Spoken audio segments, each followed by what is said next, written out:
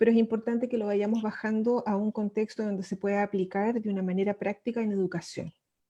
Entonces, ¿qué vamos a revisar? Primero, ¿qué entendemos por apego?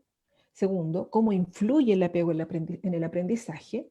Y tercero, ¿cómo influye el patrón de apego de los profesores en el aprendizaje? ¿Ya? Son esas tres preguntas que ojalá pudiéramos responderlas ya cuando vayamos cerrando, que ustedes mismas pudieran ir ya diciendo, sí, estas tres me quedaron claras, ¿ya? Que son como los propósitos de lo que vamos a revisar. Ya. Entonces, iniciemos. Acá.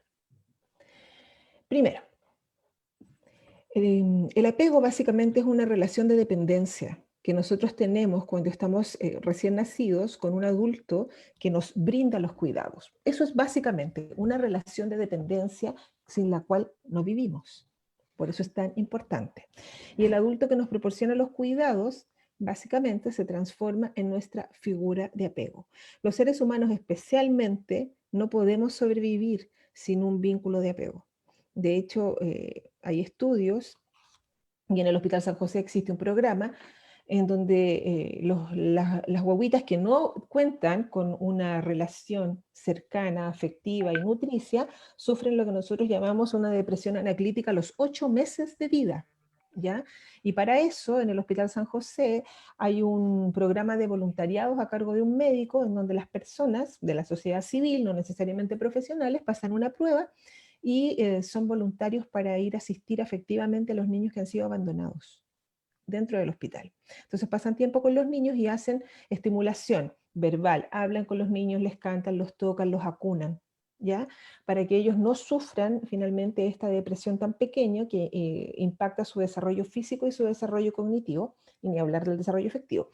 Pero es así de importante y es así de vital. Si nosotros no contamos con el vínculo de apego, es muy poco probable que podamos sobrevivir cuando somos niños pequeños, ya primera infancia. Por lo tanto, el vínculo de apego lo vamos a entender como una relación de dependencia necesaria, ¿ya? Imprescindible para nuestra sobrevivencia, que se establece con una figura de apego. Y estas figuras de apego pueden o no ser de nuestra familia, ¿ya? La figura de apego básicamente es quien va a estar conmigo, acompañándome y sosteniendo todas mis necesidades básicas inicialmente. Existen vínculos que son primarios, que son los padres, las madres, todas las personas que están dentro de mi círculo nuclear, que se dedicaron a brindarme cuidados. Pueden ser abuelos, ya como los cuidadores centrales. Sin embargo, hay otros vínculos que son secundarios. Y esos, por lo general, son los vínculos que el niño logra, ya sea fuera de su familia nuclear, que pueden ser los tíos, por ejemplo, si es que quedara al cuidado de otro punto de la red familiar, pero particularmente fuerte los profesionales de educación, educadores de párvulo, profesores, ¿sí? Asistentes de la educación, cualquier persona que vamos a ver también las características que tiene que tener un vínculo secundario, pero básicamente los profesores los cumplen todos, ¿ya? Em, el vínculo de apego, entonces, requiere de una figura de apego, requiere de un adulto que me dé estabilidad, consistencia y me permita predecir el futuro. En esa relación va a surgir un estilo de apego, que básicamente es la forma en que el niño puede entender el mundo a partir de los cuidados que le va entregando el adulto.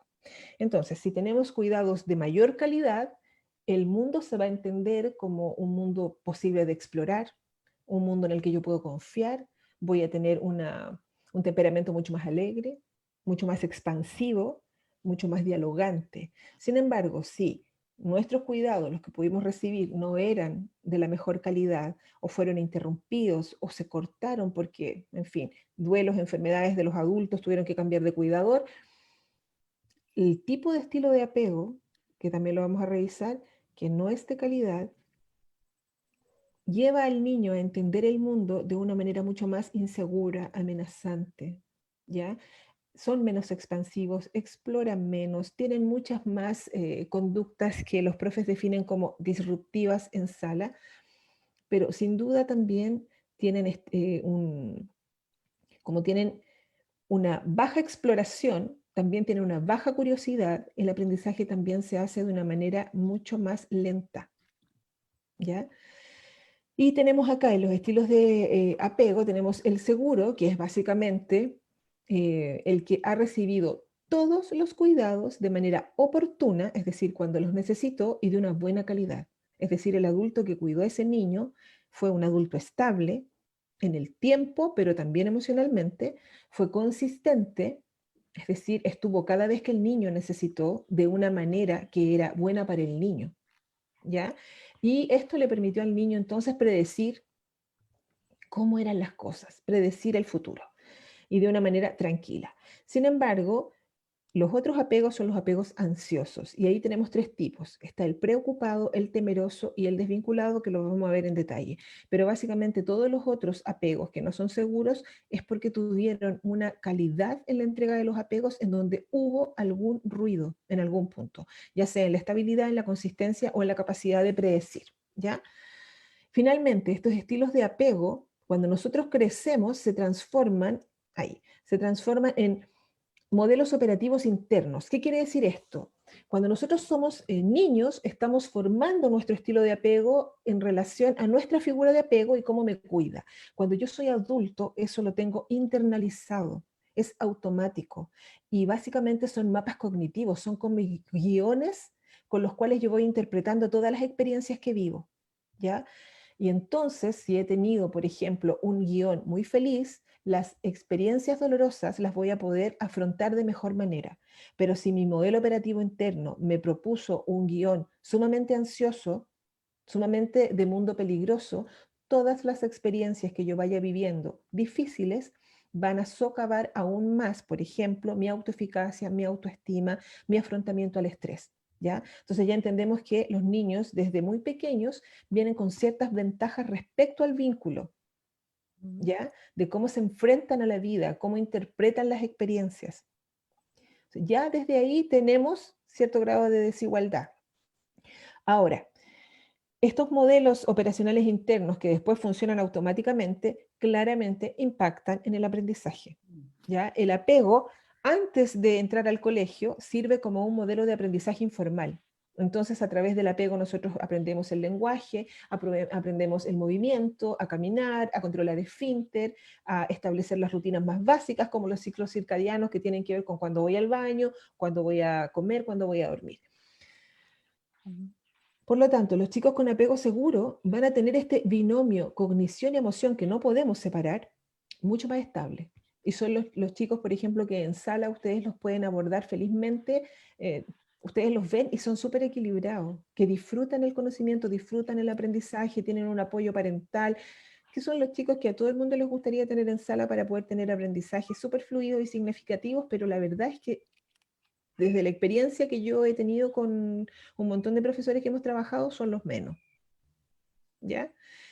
Por lo tanto, nosotros sabemos que esos niños son súper autónomos, que pueden trabajar solos, con poca instrucción, y que andan bien, pero son los que menos tenemos en sala. Así que vamos a revisar los otros. Ok, acá están. Nosotros mencionamos que el apego seguro era definido como el que tenía todos los cuidados básicos y de buena calidad. Aquí lo que nos señala, esto es de una fundación española que se las recomiendo para que ustedes también la puedan buscar, se las puse abajo, se llama Eduforis, es muy buena, tiene mucho material que les puede servir, así que busquen, porque además es de entrada gratuita. ¿Qué nos dice esta fundación que hace mucha investigación? Que el apego seguro se muestran socialmente cercanos, no muestran ansiedad ante las relaciones, sino que incluso están contentos y se desenvuelven muy bien en ellas, que era lo que hablábamos. Son alumnos que uno en realidad no cuesta nada enseñarles, que de hecho son un aporte en sala.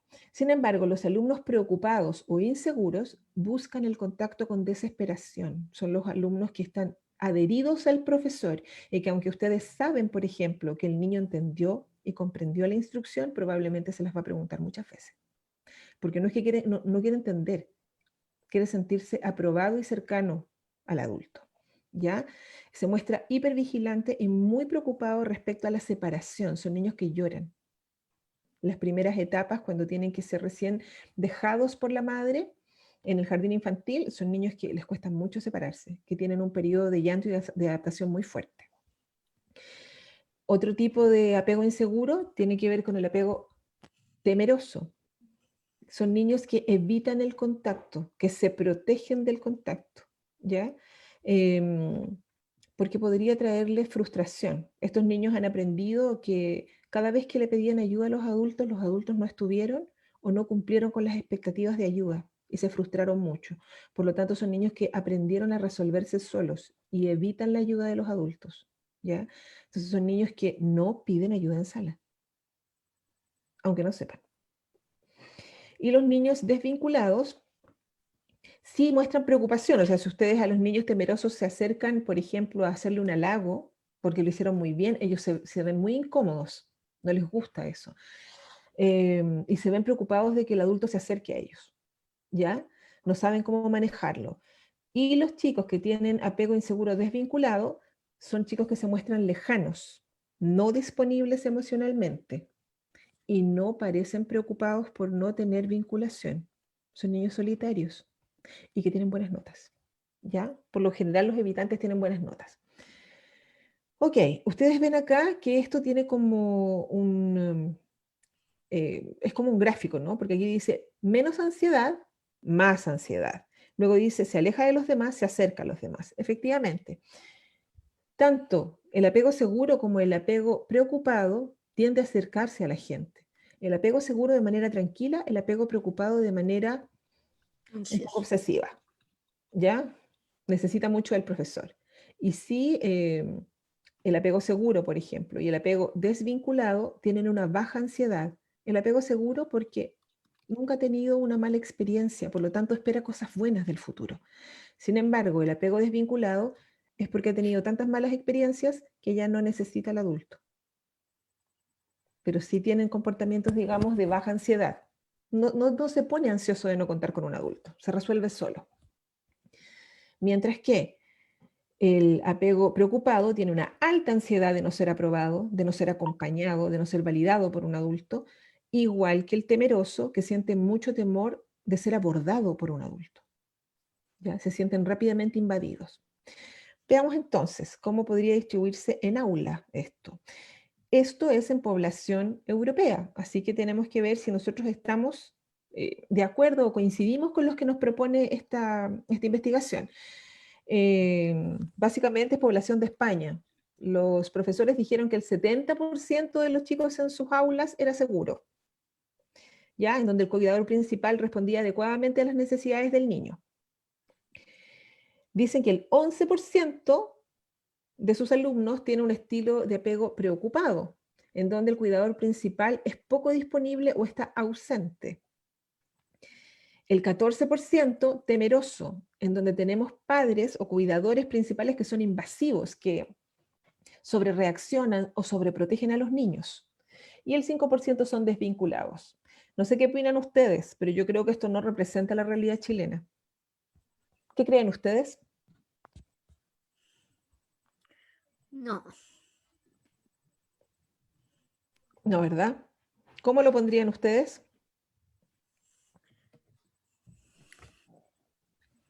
a ver, seguro yo diría un 60, 50, 60. Preocupado, ahí subiría un poquitito, un 20. Mm, Y ahí pondría un 10 y un 10. un 10 y un 10. Sí, Más o menos. Pero seguro, seguro es mucho ahí. Yo, sí. no hay aquí en Chile que sea tan asertivo el 70%. Sí, ¿qué opinan los demás? Sí, yo también estoy de acuerdo que está muy disparado el apego seguro, que en las aulas chilenas no es tanto. ¿Qué opinan en las experiencias de las demás personas? Eh, yo opino que seguro, yo diría que de la mitad hacia abajo, no encuentro que sea tanto. Y, y entre preocupado y temeroso yo creo que es la mayoría, que hay entre preocupado y temeroso por un tema, bueno, uno más se da cuenta al conocer a los padres antes que al conocer a los niños, pero después al tenerlos en clase, eh, o sea, coincide perfectamente con lo que uno hace, como a los papás, uno los ve al principio cuando los niños entran, entonces como ya se va haciendo una idea y después los niños generalmente coinciden. Yo, en realidad, mi experiencia es con niños pequeños, con prebásicos, es Ah, mi mayor mucho mejor. experiencia. Pero encuentro que cada vez más son menos seguros. Sí, Hay sí, como de hecho, sí. ha ido eso aumentando, no sé cómo, pero por mi experiencia estos últimos años creo que cada vez más. Y ahora en la pandemia me doy cuenta aún más porque los veo a ellos en la pantalla. Exactamente. Sí, no, con la pandemia ya hemos podido verlo, pero de manera patente. Sí, efectivamente, las investigaciones que se están haciendo ahora van a arrojar, yo creo que un 40% como máximo de chicos con apego seguro. Y sí, el porcentaje mayoritario está acá. Acá se distribuye la mayor parte. Sí, claramente no somos Europa, ¿no? Tenemos un sistema de educación que requiere una reforma potente. Y además, bueno, un sistema laboral también que le permita a los papás mostrarse de otra forma. Entonces, ya entendimos por una parte que el vínculo de apego se va a definir en la infancia, que va a afectar en cómo el niño ve la vida, en cómo el niño establece guiones que permiten interpretar las experiencias y por supuesto entonces va a influir en los procesos de aprendizaje porque el aprendizaje está mediado por la experiencia. Ok. Y eso pasa desde que somos niños, pero los patrones de apego nos acompañan toda nuestra vida. Todos los que estamos aquí presentes tenemos un estilo de apego que se ha transformado en nuestro modelo operativo interno, ¿ya? Y todos nosotros, ojalá quisiéramos todos tener un apego seguro. Sin embargo, no es necesario tener un apego seguro para poder brindarle a los chicos a nuestro cargo un apego seguro. Lo que necesitamos es reconocer qué tipo de apego tenemos para poder manejarnos bien, ¿ya? Ojalá, como les digo yo, el sistema educativo les permitiera a los profesores siempre estar con acompañamiento, con mucho autocuidado, con muchos espacios de reflexión que les permitieran ir mirando todos estos procesos, pero están tan absorbidos por el proceso de enseñanza-aprendizaje y por todo el aparataje administrativo y en fin, que La presión de ¿verdad? Que finalmente los procesos de reflexión quedan casi al último.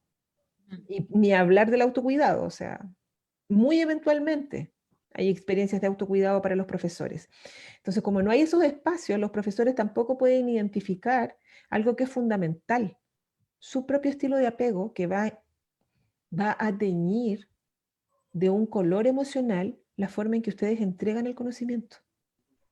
La forma en que ustedes ven la vida está relacionada con cómo los cuidaron. Y como ustedes ven la vida, también la enseñan. Por lo tanto, el apego está imprimiendo un sello respecto a cómo son ustedes como profesores. También como seres humanos, pero estamos en un contexto en donde estamos hablando desde su profesión. Por lo tanto, sí, ahí se nota mucho. ¿Ya? Y por eso les quiero invitar a que revisemos básicamente cómo funciona el estilo de apego en los adultos. Desde mi estilo de apego en la infancia, entonces yo genero un modelo operativo interno, ¿ya? Que me va permitiendo navegar por las distintas experiencias que yo voy a tener. Depende de mi estilo de apego, es, por ejemplo, cómo me relaciono con mis amigos, qué tipo de pareja escojo, cómo me desenvuelvo con mis colegas de trabajo, muchas veces qué tipo de trabajo prefiero, ¿ya? Todo eso está influido por el estilo de apego. Pero lo que más está influido es cómo enfrento el estrés, porque básicamente el apego que yo tuve con mis papás, lo que procuró en mí es librarme del estrés. Cada vez que yo requerí de mis padres fue porque tenía una necesidad que me provocaba mucho estrés. Guagua, niño, adolescente, joven, siempre ha sido así. Por lo tanto, el apego lo que va condicionando es la forma en que yo voy a afrontar el estrés. Y en Chile, la población chilena tiene mucho más tendencia a una de estas dos. Hay dos formas en donde de la forma en que nosotros podemos entrar a un afrontamiento al estrés. Una es activa y la otra es pasiva. La activa Son personas que enfrentan el estrés de manera confrontacional, van al choque, resuelven el problema, hablan sobre lo que está pasando, lo ponen en evidencia y no se quedan tranquilos hasta que se resuelve la situación de conflicto que les genera estrés. ¿Ya? Eso activa mucha sintomatología cardíaca. Son personas que siempre sufren palpitaciones, que les duele la cabeza, que tienen retención de líquido, que tienen, por ejemplo, alzas de presión, cuando tienen problemas gigantes. Ok. Tienen ese tipo de sintomatología por el estilo de enfrentamiento al estrés. Mientras que el estilo pasivo son personas que son súper mesuradas, que no van al choque, son muy resistentes, es decir, hacen concesiones o prefieren evadir el conflicto hasta que se sientan preparados para entrar, ¿ya? Por lo tanto, pueden estar soportando situaciones estresantes mucho más tiempo que los activos. Pero eso desemboca en otro tipo de sintomatologías, que son la mayoría. Dentro de estudios de profesores se vio que eso era la mayoría, que tienen complicaciones gástricas, gastritis, úlceras, colon irritable, reflujo, ¿sí? Por lo tanto, todas las personas que han estado afrontando el estrés relacionado con el estilo de apego, ya sea pasivo o activo, de una manera sostenida más allá de lo tolerable, generan sintomatología. Si están en la posición activa, generan sintomatología cardíaca o vascular. Y si están en la posición pasiva, generan sintomatología que tiene que ver con patologías gástricas, sobre todo. Ok, esto tiene que ver con nuestra adultez. Si nosotros no reconocemos cuáles son los estilos de apego que están activos en mí, que puede ser más de uno, pero hay uno que lidera, difícilmente también me voy a dar cuenta cómo es que entro a un conflicto. Eso se dan cuenta los otros. Por lo general uno cree que lo maneja súper bien, pero son los demás los que les dicen a uno, oye, ¿está enojado? Y uno dice, no, no, ya está enojado. El otro es el que ve cómo entra uno al estrés, no uno. Por lo tanto, se activa de manera inmediata también el correlato biológico del estrés. Sobre todo, ¿cuándo aparece? En el intercambio con familias y en el intercambio con adultos. Con alumnos. Por eso es tan importante que los profesores conozcan su estilo de apego. Porque si un profesor, por ejemplo, tiene un estilo de apego ansioso ambivalente, va a tener muchas dificultades con los niños que son evitativos, por ejemplo.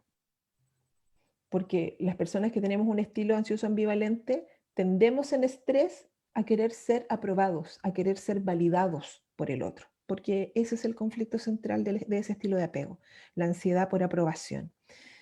Y si yo no lo tengo claro, voy a irritarme sobremanera cuando un niño no responda a lo que yo le estoy proponiendo.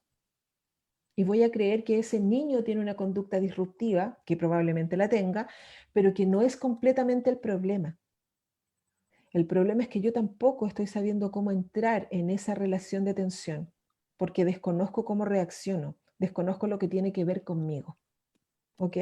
Por ejemplo, si yo tengo claro como profesor que yo tengo un estilo ansioso ambivalente, la resistencia de un niño frente a mis instrucciones o frente a mis propuestas, yo me la puedo vivir de dos maneras.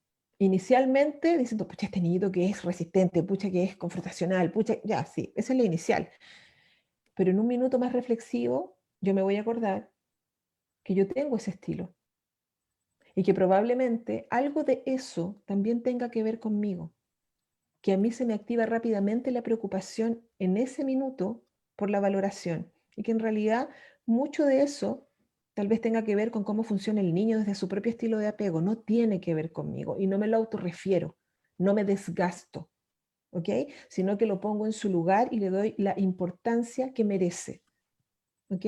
Que muchas veces es lo que hemos visto en los profesores, que no hay límite para la preocupación.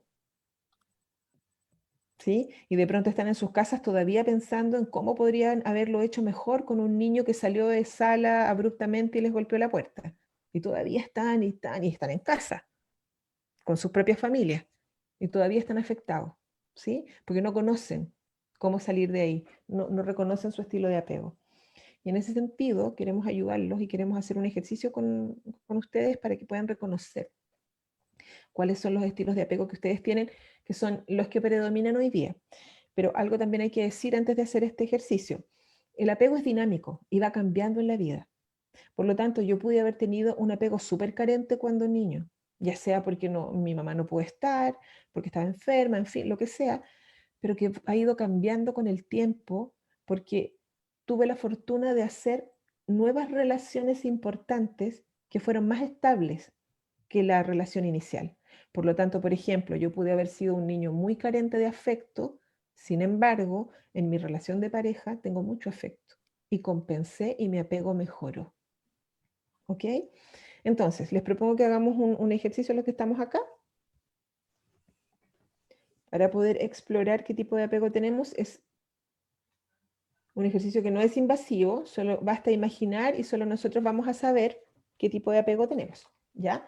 Ahora, esto no es un test, es solamente para acercarnos y poder saber cómo es que reaccionamos inicialmente. Ok, lo único que les voy a pedir es que sigan una historia y que logren imaginarla, ¿ya? Básicamente eso. No necesitan ni siquiera cerrar los ojos, nada, solamente quiero que sigan mi historia y que puedan ponerse en la situación, como si efectivamente les estuviera ocurriendo. Y entonces vamos a ir sacando conclusiones cada uno de ustedes desde su experiencia de cuál podría ser su estilo de apego. Ok, quiero que imaginen entonces una típica mañana antes de esta situación de pandemia, cuando salíamos de nuestras casas. Quiero que imaginen una mañana ocupada en donde suena el teléfono y ustedes están corriendo por la casa para alcanzar a hacer todo lo que tienen que hacer. Preparar el desayuno para alguien, preparar su propio desayuno, preparar su almuerzo, que no se olvide ningún libro, ninguna carpeta. Por lo tanto, es una mañana apurada. Salen con el tiempo justo de su casa, quiero que imaginen eso, que salen con el tiempo justo de su casa y que van en locomoción colectiva. Por alguna razón van en locomoción colectiva, ya sea que la tomen siempre o eventualmente, pero ese día van en locomoción colectiva y la micro se fue muy lento y ustedes van con el tiempo justo. Cuando ya están casi a una cuadra del destino de su colegio, ustedes ya dicen, ya, no, la micro no se mueve, eligen bajarse y siguen caminando hacia el colegio. Cuando están a una cuadra del colegio, sienten que suena la campana o el timbre del colegio y recuerdan que tienen citado a un apoderado por una situación muy compleja a primera hora. Entonces tratan de apurar el paso porque están preocupados, cruzan la calle y la cruzan rápidamente y no se dan cuenta que viene un auto y el auto los golpea y los bota. Su cartera salta lejos, su celular salta por otro lado, su bolso, el bolso que llevaban, también salta lejos, les duele mucho la pierna y están rodeados de gente, algunos les ofrecen ayuda, algunos toman sus cosas. Quiero que piensen en ese minuto, que es un minuto de alto estrés. Quiero que pensemos en tres cosas. La primera, ¿quién es la primera persona que se les viene a la cabeza para pedir ayuda? No me lo digan, solo manténganlo para ustedes, ¿ya? ¿Quién es la primera persona que aparece en ese momento en su cabeza, en un momento en donde ustedes han tenido un accidente, están súper angustiados y sienten que necesitan ayuda? Ok. Imaginemos entonces que alguien por caridad les ofrece su celular, les pasa su celular y ustedes logran llamar a esa persona. Quiero que piensen en que esa persona contesta el teléfono y ustedes pueden escuchar su voz. Y quiero que imaginen qué les pasa. ¿Se tranquilizan o siguen igual de angustiados? Déjenlo para ustedes, ¿ya? Solo vayan pensándolo. Y por último, si no pensaron en nadie, ¿a quién llamarían después de que resolvieron la situación? ¿Ok? Ya. Entonces, revisemos. la primera persona en la que pensaron es hoy día su vínculo de apego principal. La persona con la que ustedes tienen una relación cariñosa y de dependencia, que es irrenunciable, que ustedes quieren tener.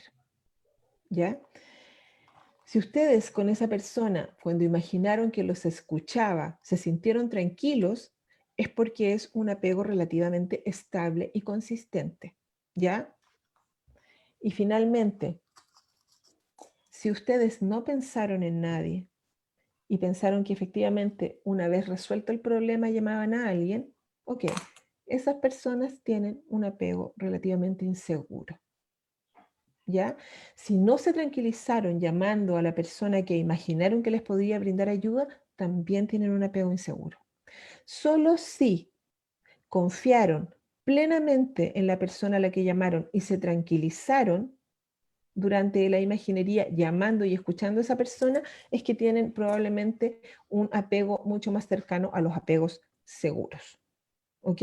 Por lo tanto, ustedes ya pueden identificar en qué polo están, si están en el apego seguro o están en el apego inseguro. Si están en los apegos inseguros, ya saben que efectivamente en el estrés, cuando ustedes activan el estrés, tienen que estar muy atentos a no autorreferirse cosas que tienen que ver con los demás, ¿ya? A no culpabilizarse, por ejemplo, de no poder manejar situaciones complejas, Maxi.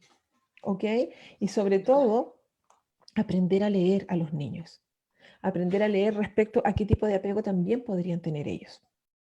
Porque este apego del niño siempre va a responder al apego del profesor también. ¿Ya? Por eso es que algunos profesores dicen, no, pero con este niño yo no tengo ningún problema, porque probablemente el estilo de apego que tenga ese profesor calzó perfecto con el del niño y lo hizo de manera espontánea. Pero hay formas de mirar esos apegos y hay formas de calzar o hacer coincidir, tener un match con los apegos de los alumnos para poder contenerlos y autorregularlos en minutos de estrés. ¿Ok? Y eso lo vamos a ir viendo también. ¿Tienen alguna duda hasta acá? Mm,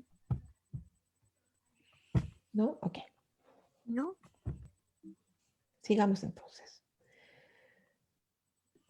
Bueno, ya sabemos que el apego por una parte, habíamos dicho que tenía que ver con el aprendizaje. ¿Sí? Primero con un aprendizaje informal, pero también tiene que ver con el aprendizaje formal y mucho. El vínculo de apego tiene un correlato neurobiológico que está asociado con el desarrollo cognitivo de los niños, que sobre todo o sobremanera tiene mucha relación con las habilidades que nosotros llamamos funciones ejecutivas, no sé si han escuchado hablar de ellas, con el desarrollo de las funciones ejecutivas que son imprescindibles para el aprendizaje, ya que también las vamos a revisar. Pero básicamente, ¿qué se propone? Que un niño que ha recibido un apego o cuidados contingentes, estables, saludables y nutricios, tiene un desarrollo cognitivo muy diferente a un niño que ha recibido cuidados negligentes.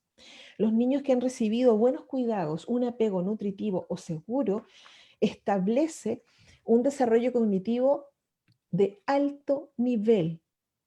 Tiene una capacidad de aprendizaje mucho más rápida que el niño que tiene un cuidador negligente.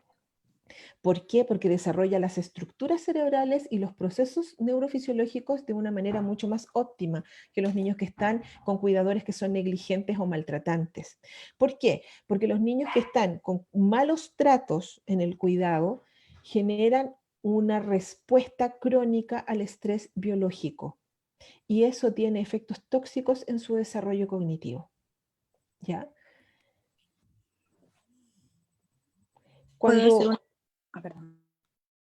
alguien tiene alguna duda, Sí, yo quería hacer una consulta. Buenas tardes. hola. Mi nombre es Perla.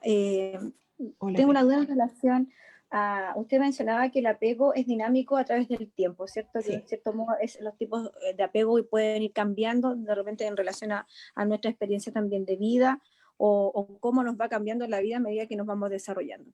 En relación a la primera infancia, cuando eso se puede revertir, lo que acaba de mencionar, en el aspecto de un niño que a lo mejor sufrió carencias tal vez o ciertas deficiencias en el apego, ya sea nutricio, de lo que significa el amor, la preocupación, el que las necesidades que tenía el niño cuando él requería no fueron satisfechas en su momento, ¿eso se puede revertir de alguna forma? ¿Está esa posibilidad de que el niño, a lo mejor en cuanto a su nivel, a lo que son los procesos cognitivos, después pueda mejorar y pueda tener una mejor recepción en cuanto a aprender, a estar más dispuesto, si eso se logra quizás revertir? Porque muchas veces dicen que esto los marca para la vida, pero ¿es posible? Sí, Perla, es posible, tal como tú lo estás diciendo en tu pregunta, sí. De hecho, que los profesores sean un apego secundario brinda un montón de posibilidades de que los niños cambien el estilo de apego y despeguen en sus funciones cognitivas o desarrollo cognitivo.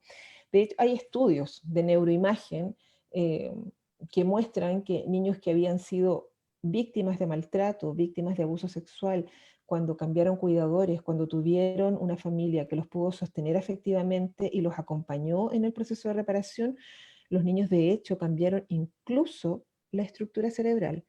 Hay niños que han estado en cautiverio, en guerra, en el Sename, que una vez que mapearon su cerebro con neuroimagen, se veía que estos niños que sufren maltrato tenían incluso el tamaño del cerebro reducido, ¿ya?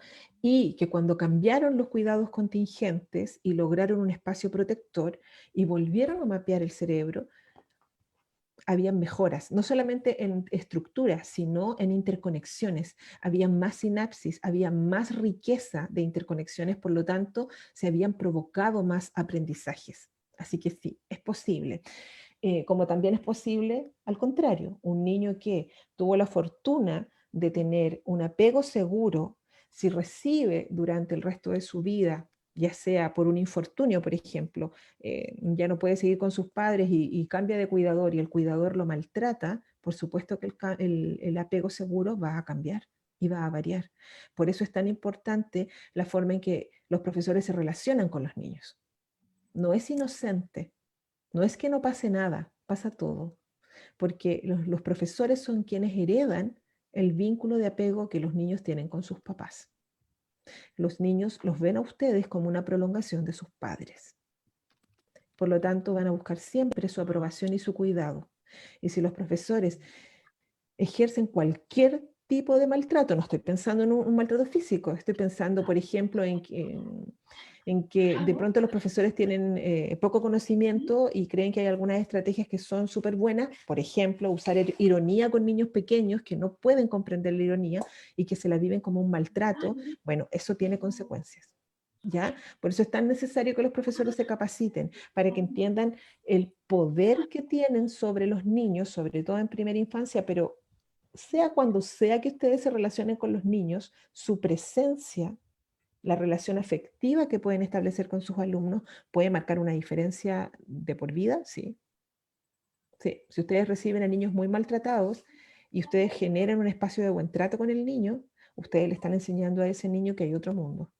Y empiezan a marcar la distinción, empiezan a marcar la diferencia, y claramente hay un impacto en el desarrollo cognitivo y en esto, en las funciones ejecutivas, que básicamente son necesarias para el aprendizaje y que aparecen básicamente...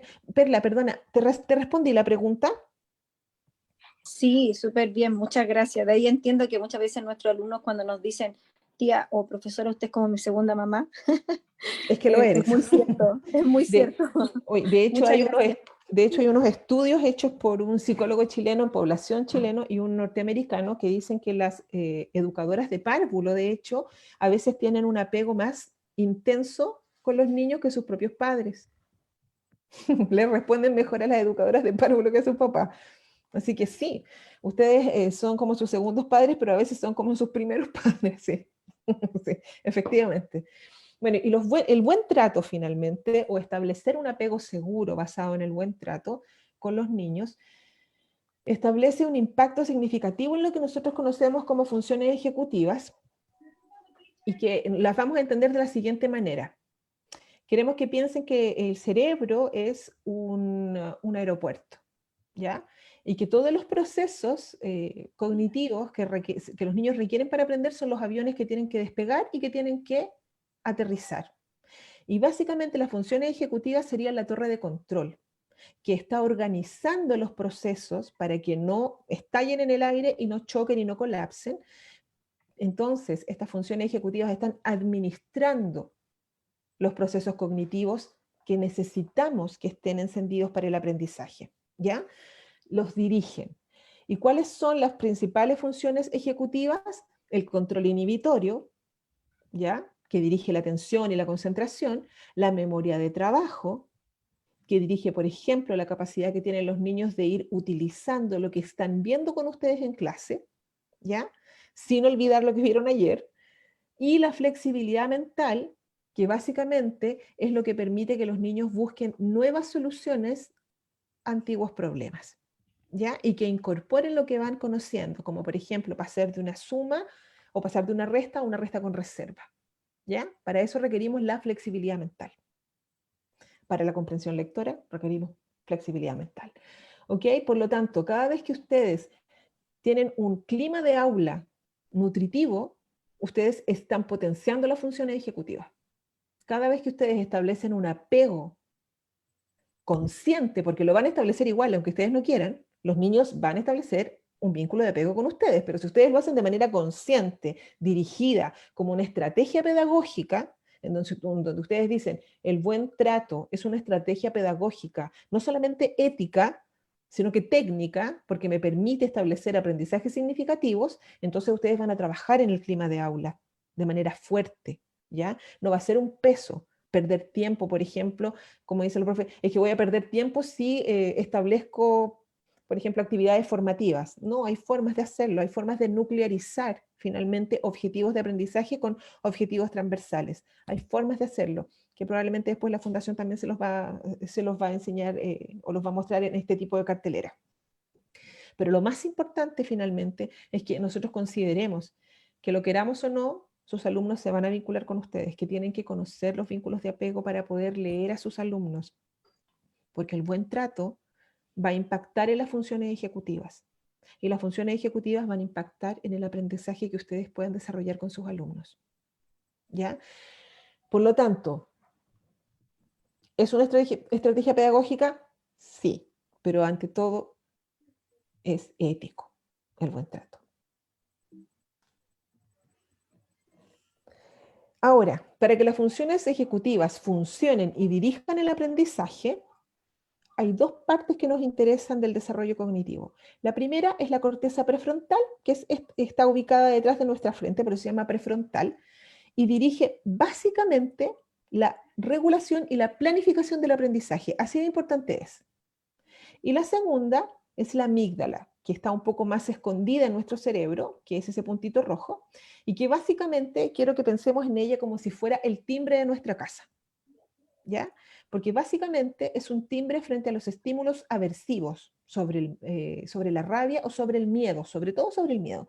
Ahora, pensemos en esto. Ustedes podrían concentrarse si el timbre de la casa está prendida a las 24 horas, si tienen un constante sonido de campana sobre sus cabezas. No, nadie podría concentrarse. Eso es exactamente lo que le pasa a los niños que tienen el estrés activado de manera automática. Los niños que viven malos tratos y negligencia en casa tienen la amígdala prendida siempre. Están a la defensiva. Tienen el sistema de estrés biológico encendido y no se puede apagar, porque si lo apagan, tienen una sensación de que no van a sobrevivir, porque es muy probable que eso ocurra. Por lo tanto, están siempre con esta alarma prendida, que es la amígdala, ¿ya? Y como les digo yo, uno no se puede concentrar si tiene un timbre encendido todo el día sobre nuestras cabezas. ¿Qué pasa? La amígdala, cuando está encendida todo el tiempo, lo que hace es que bloquea la corteza prefrontal. Por lo tanto, la planificación y regulación del aprendizaje cae. ¿Ok? Por lo tanto, ¿qué tenemos que hacer nosotros? Ahora que lo sabemos, tenemos que apagar la amígdala. Cuando nosotros recibimos en la mañana nuestro curso, la mayoría de los profesores puede leer cómo vienen los niños y no necesitan tomarse mucho tiempo. Eso es lo que me han dicho todos los profesores, que son capaces de leer. Ustedes saben más o menos cómo viene cada niño. porque tienen ya también un conocimiento de su comportamiento base, por lo tanto saben cómo vienen rápidamente.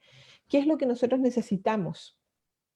Porque ustedes no solamente tienen niños que están regulados, la mayoría, o por lo menos el 40% de los niños en sala va a tener un nivel de desregulación emocional que ustedes van a heredar de casa y sobre eso tienen que aprender. Ya sabemos que si están muy estresados no van a aprender. Por lo tanto, ¿qué es lo que necesitamos? Apagar esto, apagar la amígdala, que desencadena las emociones negativas. ¿Por qué? Porque la amígdala genera una activación en el hipotálamo, que es el que libera la hormona del estrés, que se llama cortisol. Y cuando esto está sobrecargado, ya no se puede detener, ya no se puede frenar el estrés, y el prefrontal o nuestro lóbulo frontal no puede frenar las emociones negativas. Por lo tanto, hay algo que los psicólogos llamamos un secuestro cognitivo. No podemos pensar. Y eso nos pasa también a los adultos cuando estamos muy enojados, de tal manera que no podemos regular nuestra emoción, y entonces, aunque nosotros tengamos súper buenas argumentaciones, cuando estamos muy enojados, no tenemos buenos discursos. Aparece más, con más intensidad la emoción que la razón, ¿ya?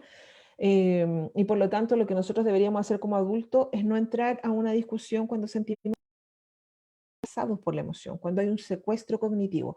A los niños les pasa igual, pero a los niños, ¿cómo se les nota? En que no se pueden concentrar y se evaden o se hiperventilan. Entonces, o se distraen mucho, o están, como me dicen los profesores, es que yo siento que están como mirando hacia el infinito y ni siquiera sé si están acá. Muy probablemente esos niños están con una amígdala encendida, ¿ya? Entonces, ¿qué requieren estos niños o qué necesitamos hacer nosotros los adultos para poder apagar la amígdala? Clima de aula nutritivo. Dedicar los primeros 5 minutos o 10 minutos de la clase a un saludo cordial, que además sirva para activar, por ejemplo, las funciones ejecutivas. Cantar con los alumnos, iniciando la mañana, activa las funciones ejecutivas, ¿ya? Hacer juegos de manos, por ejemplo, que sean bilaterales, activan las funciones ejecutivas. Hacer que los niños jueguen estos juegos de una mano y luego la otra, activa las funciones ejecutivas, ¿ya? Saltar en un pie y luego en otro, por ejemplo, caminar activa las funciones ejecutivas. Por lo tanto, si usted ve que su curso está muy movido, ¿ya? Sáquelo a caminar por el patio. Haga la primera ronda, camine por la cancha cantando con el curso, luego se entra a su sala y los niños van a estar mucho más regulados y además mucho más afiatados desde el vínculo. ¿Ya? Te interrumpo. Dígame. Bueno, pero quisiera saber alguna estrategia para aplicarla ahora, en este minuto, sabiendo que estamos en pandemia, que se nos hace complejo y tenemos que hacer, por ejemplo, consejos de curso igual, tenemos que hacer orientación de la misma manera. ¿De qué manera podríamos aplicar estas estrategias, dado que los chicos están sentados, dado que las niñas, ¿cierto?, están todas ahí, a veces ni siquiera abren sus camaritas y se nos hace complejo? Yo tengo un curso de octavo básico y me cuesta mucho que me abran las cámaras, por ejemplo. Son reticentes porque entre ellos mismos se sacan fotos y estoy trabajando eso para que haya respeto y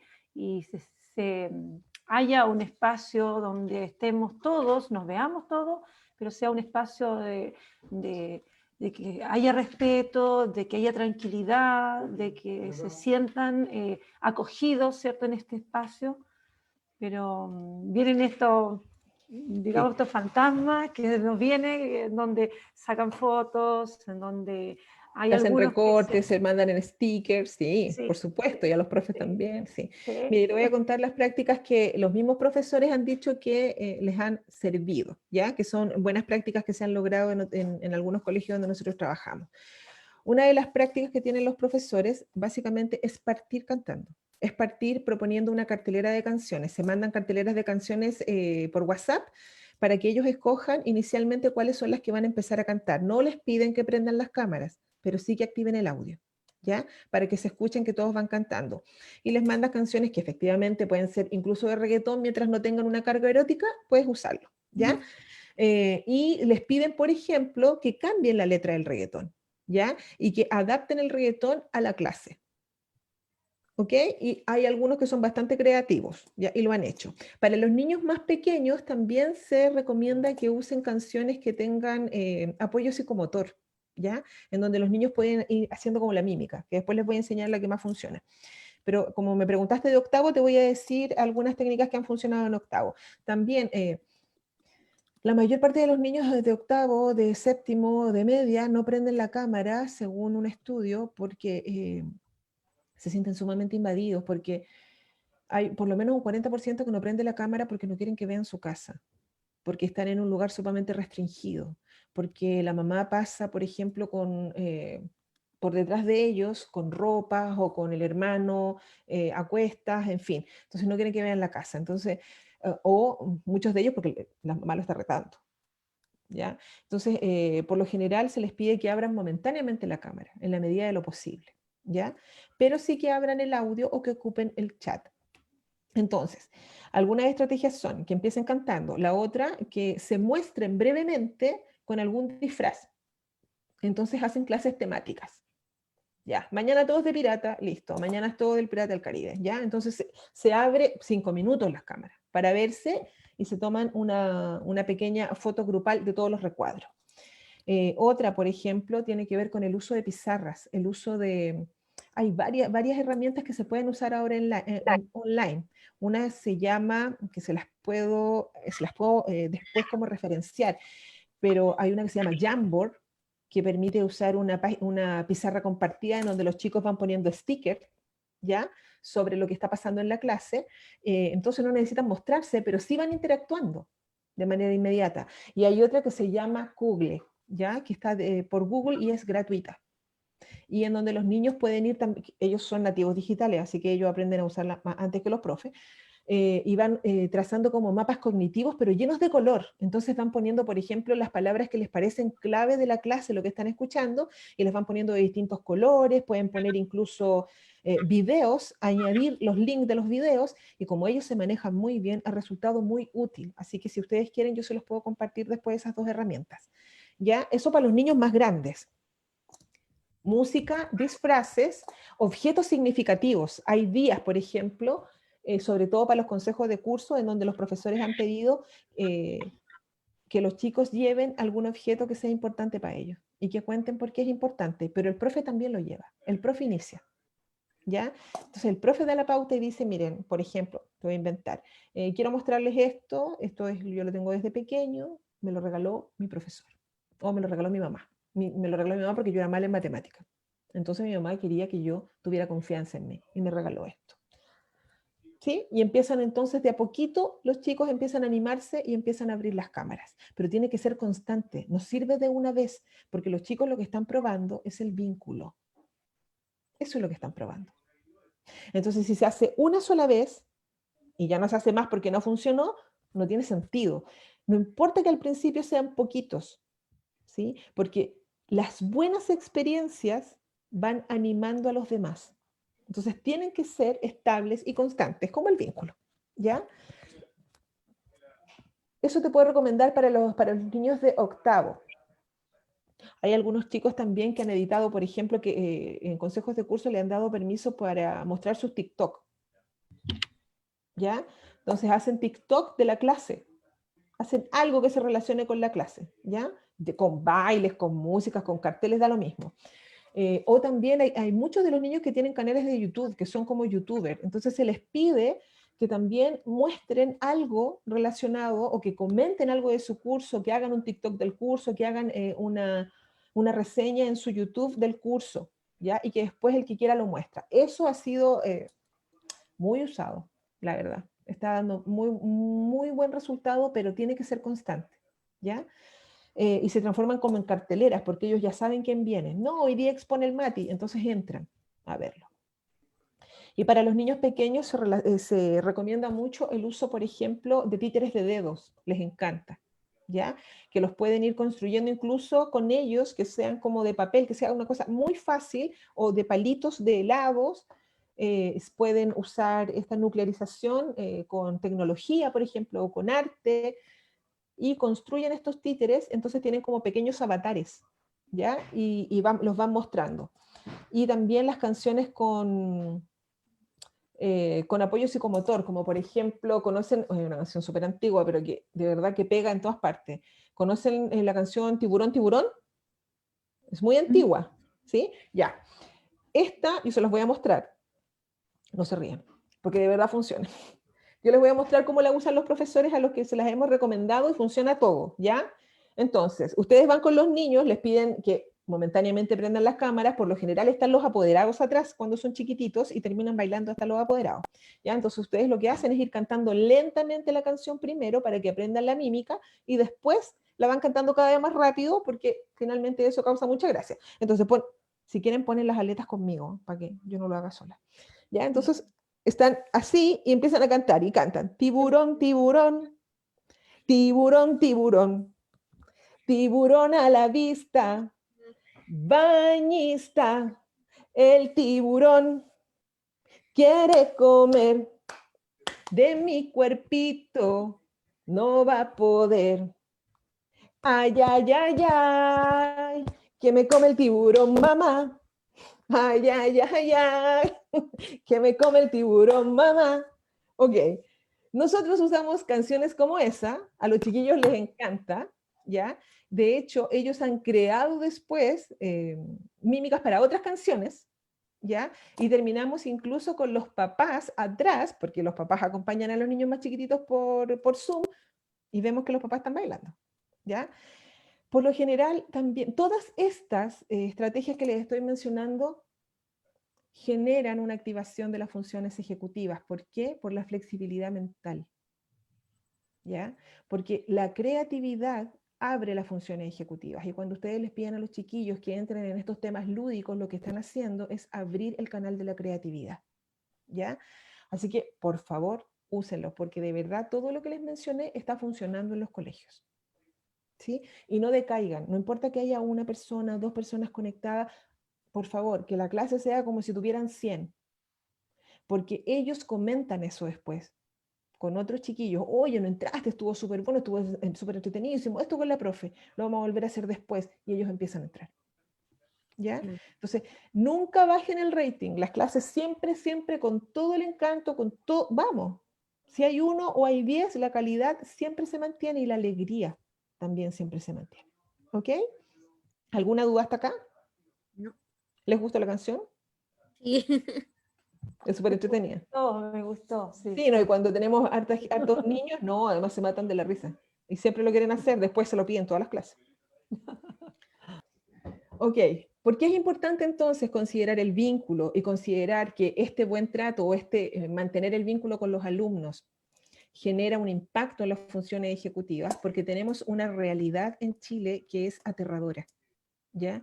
Los estudios de UNICEF, de World Vision y de Felipe Lecalenier, que es un psicólogo que se ha dedicado a estudiar la población chilena infantil, nos dicen puras cosas desoladoras, pero que necesitamos saber. Primero, los estudios de él han señalado que mientras más niños con afectación de salud mental tenemos en las clases, más desgaste profesional tienen los profesores. Eso es como evidente, pero había que ir a probarlo, ¿ya? Porque si no se prueba, el ministerio no lo atiende. Por lo tanto, uno tiene que llegar con el dato, ¿ya? Y eso se hizo. También se relevó que Chile lidera el estrés infantil, incluso en edades anteriores a la educación formal. Eso vale decir que los niños que ingresan a la educación de párvulos ya vienen con un estrés, ya los recibimos con daño. Esa es la realidad chilena. Ahora, otro estudio dice que el 40% de una muestra de 250.000 alumnos, que no es poca cosa, entre 8 y 16 años, declaró sentir miedo más de una vez al día en el colegio. El 11% de esa muestra dijo sentirlo siempre. Y nosotros ya sabemos que los niños que tienen miedo tienen un secuestro cognitivo y no pueden aprender.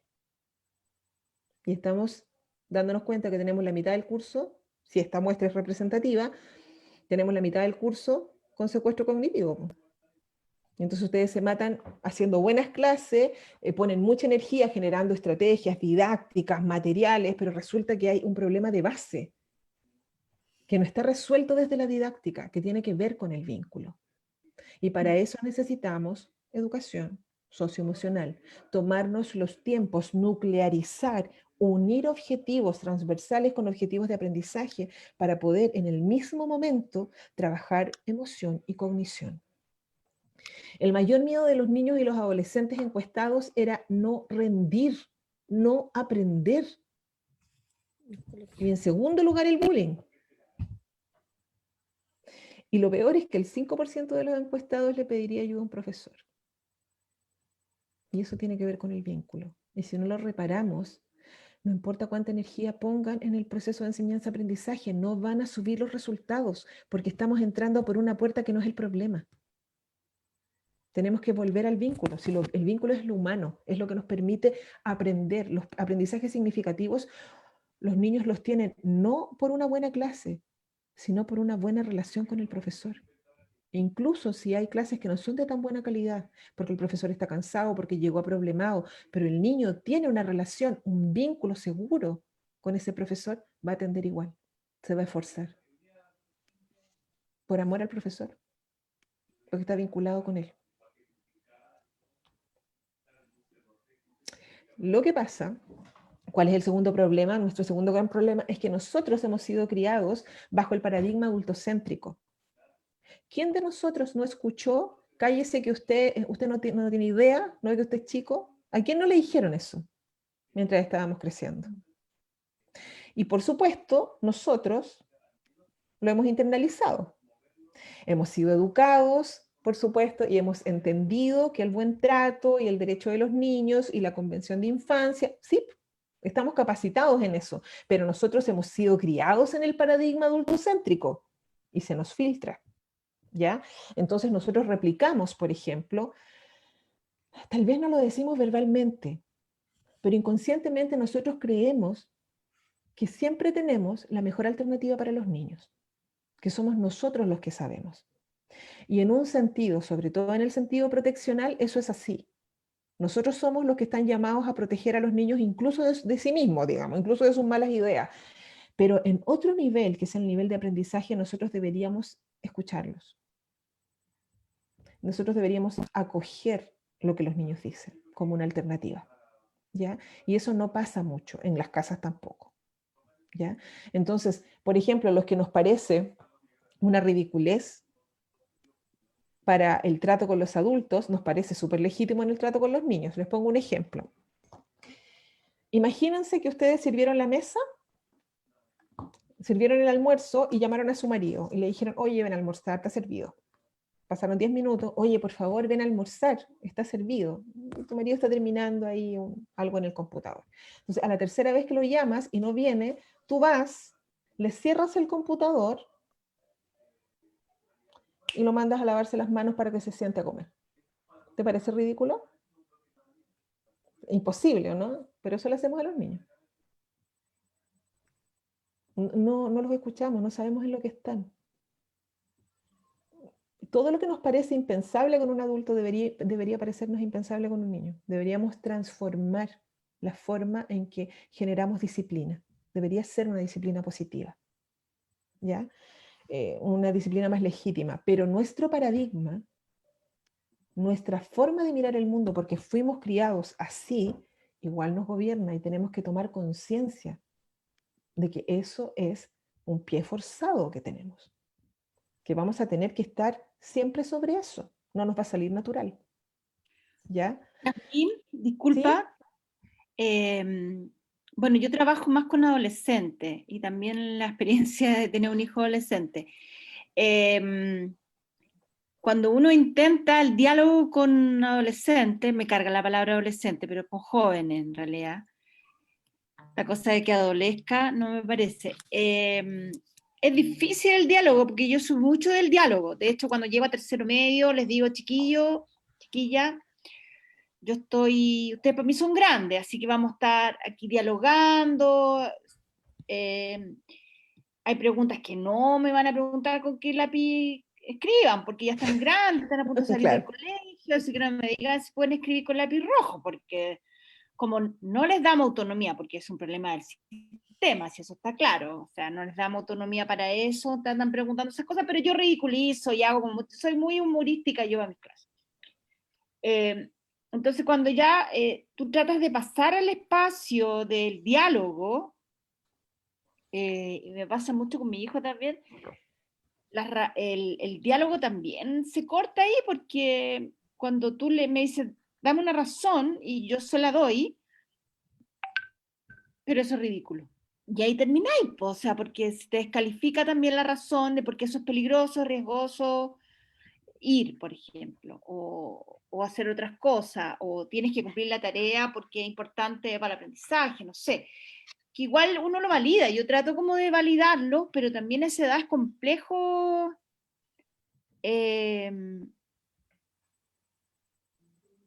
porque no podemos eh, eh, entrar en ese diálogo, o sea, igual es a veces muy irracional, ¿cachai?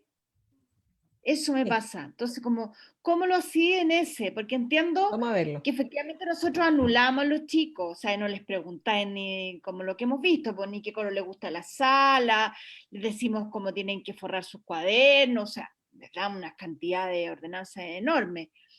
Pero también cuando les damos esta autonomía y todo, y tú quieres entrar en el diálogo, también hay ciertos, claro, hay ciertos límites en los cuales hay que moverse en la escuela y en la casa también, que tiene que ver también con el cuidado que uno le tiene que dar, o sea, no te podías estar colgando por la ventana, o sea, es riesgoso, eh, y tirándose cosas, entonces, ¿cómo ahí entrar en ese, legitimar al otro, que lo estás haciendo, pero el otro no entra en un parámetro de diálogo con todos los criteriosos que uno está, y uno ya ahí pierde las casillas, ella como que uno entra como en esa, pero antes de entrar a eso, ¿qué dices tú? ¿Qué opinas? ¿Qué tips? No sé, ¿cómo enfrentar eso?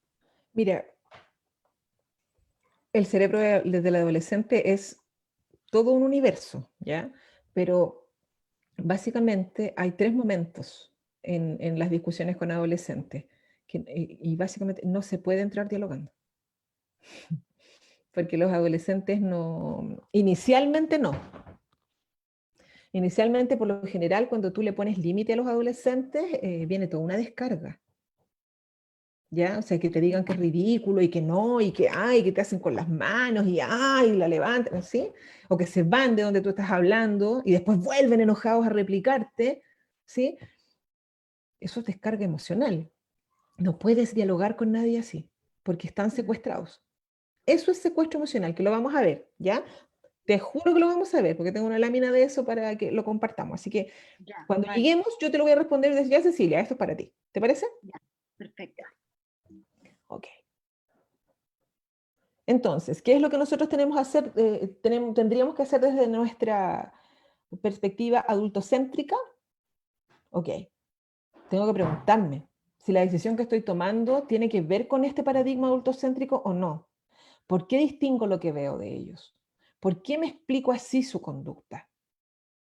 No necesariamente cuando estoy discutiendo con él, pero ya cuando estoy fuera de la discusión, cuando puedo tomar perspectiva, sí, pues tengo que preguntármelo, para que la próxima interacción la parte distinta. ¿Qué cosas hago? Finalmente, ¿qué es lo que tengo que preguntarme? Son tres preguntas súper básicas. ¿Por qué se porta como se porta? Hay un por qué y un para qué. ¿Y qué me pasa a mí con eso?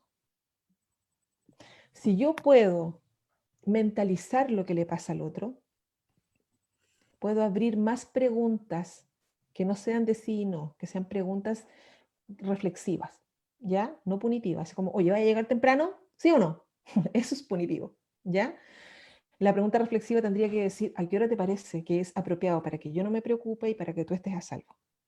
Ponla ahora tú y negociamos, ¿ya? Em, pero tiene que ser súper preciso respecto a lo que queremos, porque si nosotros no la decimos, los chiquillos van a fluir. Ahora, tengo que mentalizar al otro, tengo que pensarlo, lo que le está pasando. Y luego tengo que pensar lo que me pasa a mí con eso. Pues si yo le digo, no, pues tenés que llegar a la 1, y me dice, ah, qué ridículo, yo me voy a picar, pues, obvio, porque no me está validando mi preocupación.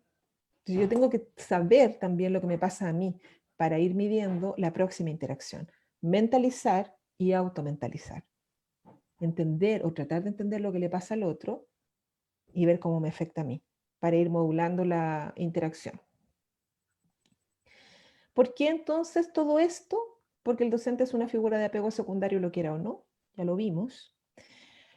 Porque las figuras de apego secundaria tienen una presencia sólida y una inversión emocional, que es básicamente lo que tienen ustedes con sus alumnos, y porque desde el rol docente van a estar influyendo el patrón de apego de sus alumnos inevitablemente. Por lo tanto, hay que ejercer el poder de una manera virtuosa, ¿sí? No desastrosa, porque hemos visto que muchas relaciones con los profesores, entre profesores y alumnos, generan malos tratos para los dos lados, ¿ya? Históricamente siempre ha sido del adulto hacia el niño, porque teníamos esta visión adultocéntrica, pero últimamente tenemos adolescentes mucho más empoderados que también ejercen maltrato contra el profesor. Por lo tanto, hay una relación que cuidar bilateralmente. Entonces, ustedes son un apego secundario porque tienen disponibilidad para los niños, hay una inversión temporal porque generan cuidado y porque son consistentes.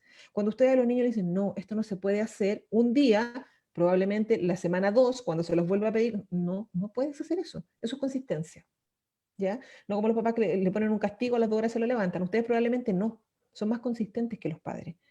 Estructuran más a los niños. Por eso muchos de ustedes son una figura de apego más estable y más consistente para sus alumnos que sus propios padres. ¿Ya?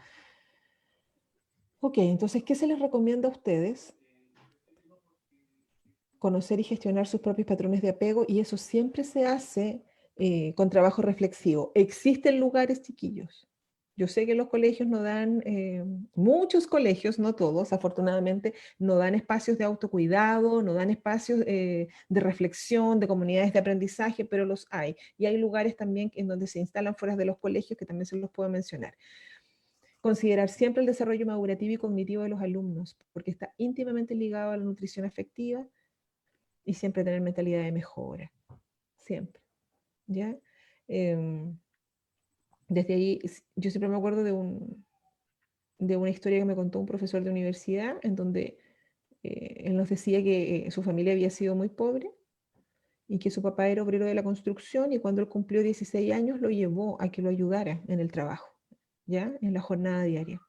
Y llegó el jefe de este papá y vio a mi profesor de 16 años ahí ayudándole a su papá, entonces le dijo, mira, un próximo albañil. Y su papá le dijo, no, él va a ser doctor. De ahí en adelante, este adolescente tuvo el mandato implícito de ser mejor que su padre, porque su padre creía que él podía. Si su papá le hubiera dicho, sí, viene el próximo día a trabajar con nosotros, le mata a todo el mundo. Pero él, como decimos nosotros, corrió la frontera. Y esa es la tarea que tenemos que hacer también los profesores, mostrarle a los chiquillos que la frontera se mueve y se mueve a su favor. Tenemos que creer en ellos, pero explícitamente tenemos que hacérselo saber a cualquier edad, ¿ya? Porque eso activa la resiliencia en nosotros y en ellos. Entonces, para hacer todo esto que parece tan natural, necesitamos tener la empatía. Empatía como clave, que no es lo mismo que la simpatía, ¿ya? La empatía me permite acercarme al otro y resonar con el otro. La empatía me permite tolerar lo del otro, pero tolerar es negar momentáneamente. ¿Cuál es la diferencia? Por ejemplo, cuando alguien te dice que lo está pasando realmente mal y te dice algo como, pucha, ¿sabes qué? Mi hijo va a repetir, estoy súper preocupada. Si alguien te dice cualquier cosa que empiece con, bueno, pero al menos, ya, eso no es empático. Eso es simpático, pero no empático. ¿Ya? Si yo te estoy diciendo, por ejemplo, que estoy sufriendo por mi hijo y tú me dices, bueno, pero al menos el otro está bien, me salí de la experiencia, lo quiero sacar de la experiencia dolorosa, no lo quiero acompañar. Y eso no es empático. La empatía resuena. Con la empatía yo no doy ni explicaciones, ni busco salida, ni soluciones, porque a veces lo que me están contando es tan terrible que yo tampoco tengo soluciones. ¿De qué se trata la empatía? De acompañar. Y eso es difícil, porque en nuestra sociedad estar mal es algo que se censura. Ya, pero no llore. Ya, pero mire, eso ya quedó en el pasado, olvídelo. ¿Sí? Entonces, acompañar en un mal momento es algo que cuesta mucho, que nos cuesta mucho, porque como esta cultura ha sido tan exitista, tan centrada en el logro, tan patriarcal, que se ha olvidado la compañía. ¿Ya? Y el acompañamiento es la base de la empatía. Entonces, si otro me dice, por ejemplo, estoy súper preocupada porque mi hijo va a repetir, o porque mi hija tiene un embarazo adolescente, no sé qué hacer, más allá de darle explicaciones o soluciones, acompáñelo. Dígale, si es que no sé qué decirte, porque a veces realmente uno no sabe qué decirle al otro. Expréselo. No sé qué decirte, pero aquí estoy para ti. No estáis solo. Y eso hace resonar, porque en realidad una persona en problemas muchas veces no quiere que el otro le dé la solución. Tiene claro que el otro tampoco se lo puede resolver, pero quiere sentir que no está solo. Vínculo, otra vez. Siempre es el vínculo. Lo que calma, lo que sana, siempre es el vínculo. Por lo tanto, la empatía necesita tomar perspectiva del otro, o sea, saber lo que el otro está viviendo, evitar los juicios, reconocer la emoción del otro. Reconózcala, dígale, eso debe doler o eso te debe dar rabia. Mencióneselo para poder hablar acerca de esa emoción. ¿Sí? Y entonces eso nos permite ir conversando con todos nuestros alumnos, con todas nuestras personas queridas, ¿sí? Porque nosotros por lo general tratamos de ser simpáticos porque así nos han educado, pero no empáticos. La empatía emocional es la primera, la capacidad para reconocer la emoción que yo veo en el otro. Veo que estás triste. La empatía cognitiva es la segunda. Yo comprendo por lo que está pasando. ¿Ya? Y la tercera es con cambio en perspectiva emocional, en donde yo recién le digo, oye, yo en tu lugar me sentiría terrible. ¿Cómo te sentís tú? La empatía tiene 3 momentos. Y también se entrena. No nacimos siendo empáticos. También es algo que se puede entrenar en los profesores, en estas jornadas que digo yo que todos necesitan de autocuidado. Es esto lo que se trabaja con los profes.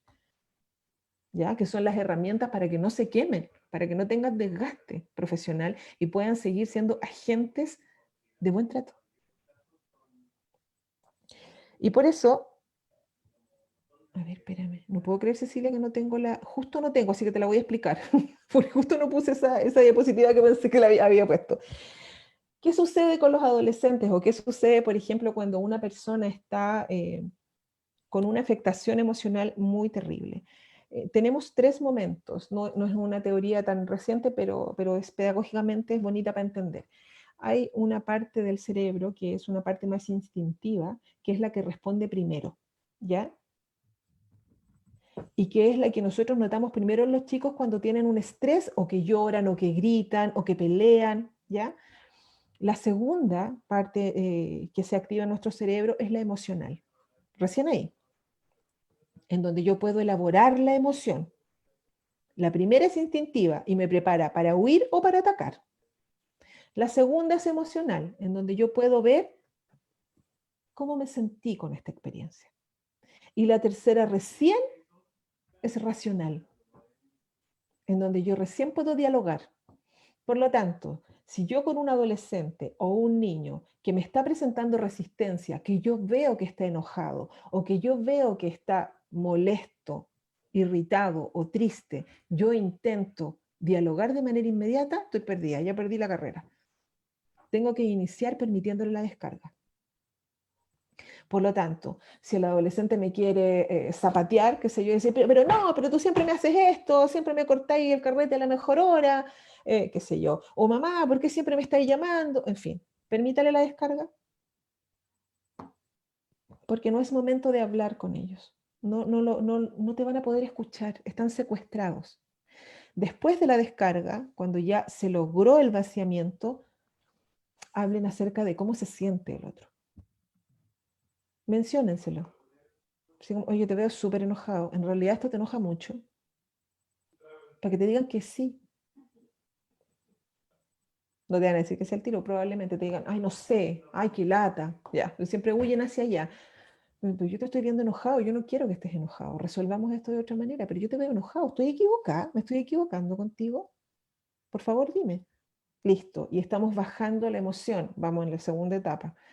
Y después de que él ha reconocido la emoción que lo inunda, recién yo puedo dialogar, porque ya apagué la amígdala. Apagando la amígdala yo puedo hablar. Antes de eso, es tiempo perdido. ¿Ya? Entonces, para que sea tiempo ganado, tengo que darle tiempo de descarga y de reconocimiento emocional. Y ahí recién va la validación, en el reconocimiento emocional. Pero en la descarga, cuando, qué sé yo, cuando me dejan hablando sola, cuando dicen, ay, pero mamá, ¿por qué? No, ahí no. No. Pero por lo general uno corta ahí, en esa parte de la experiencia, uno dice, ay, la profe, y nos empiezan como a hacer así. Uno ahí interviene tratando de dialogar o tratando de poner límite. Nada. No. Ahí no se puede poner ni un límite, hay que dejar que la experiencia fluya y después ayudarlo con el reconocimiento emocional y después dialogar, recién ahí, sobre todo en adolescentes en donde el sistema límbico no está cableado totalmente con el prefrontal. Por lo tanto, la autorregulación y el autocontrol en adolescentes es bajito. Y nosotros le pedimos que justo ellos se superregulen, ¿no? ¿Ya? Entonces tenemos que también comprender el ciclo de edad y darle un poco más de chance. Un poco más de tiempo, porque nosotros hacemos la autorregulación más rápido, pero ellos no. ¿Ya? Ahora, para poder llevar, no sé si te respondo, Cecilia. ¿Sí? Para Clarísimo, poder, para poder clarísimo. sobrellevar todo lo que nosotros le pedimos a ustedes, que sean agentes bien tratantes, que aprendan sobre el vínculo, porque esa es la estrategia que van a tener que usar de regreso presencial. A ustedes los van a apurar con aprendizajes cognitivos, y si ustedes se centran en los aprendizajes cognitivos, no van a conseguir nada. Van a tener que entrar aceitando el vínculo. Una vez que estén vinculados con sus alumnos, que los puedan contener de todo lo que ha sido esta pandemia, de alumnos que perdieron personas, de alumnos que vivieron con familias cesantes, que vivieron pobreza, que vivieron hacinamiento, que vivieron delincuencia, recién van a estar listos para poder activar los procesos de función ejecutiva. Antes es energía mal puesta, se van a quemar. Primero, contención socioemocional. Y para ustedes también, por favor, cuídense. Ustedes requieren necesariamente generar autocuidado. Y el autocuidado se vive en 3 etapas.